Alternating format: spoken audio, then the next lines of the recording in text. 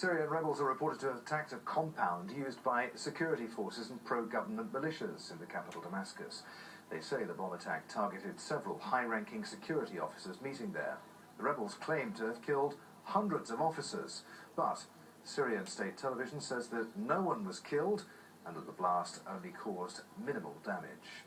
Well, a spokesman for the Afrad al-Rasul brigade claimed that it was behind the Damascus explosions. The explosion was a result of 7 improvised explosive devices implanted under the building. Another 2 IEDs were inside the meeting room. One of the security members in charge of the security headquarters helped the brigade to install the IEDs. This person knows exactly who was present at this morning's meeting. Let's get more on this now from Aljazeera's Rula Amin, who's monitoring developments from neighbouring Lebanon. What are we to make of that claim of responsibility, Rula? Well, as usual in Syria, it's very hard to verify what really went on. According to the activists, this is a major attack and a major achievement because they were able to target a meeting between the militias that are pro-Assad militias and the security officers, that they were able to kill dozens of these officers responsible for the killings and the shelling of all these places in Syria.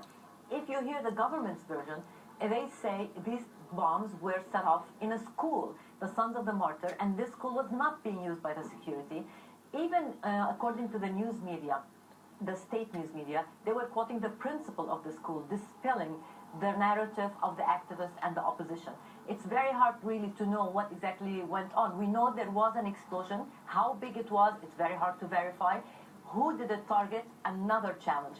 We have to always remember there is a propaganda war going on here. For the government, it's very crucial to show that life is going on as normal. They also want to show that these people who are carrying these attacks are terrorists. They are targeting civilian buildings. And for the opposition, it's a very important issue because they want to show that the government is weak. They want to show that they can actually go through with these attacks and attack even the security forces who are attacking and the rebels and the activists. They want to show that their attacks have become more effective. It's very important for them to show their effectiveness in order for them to ask and claim entitlement for more weapons.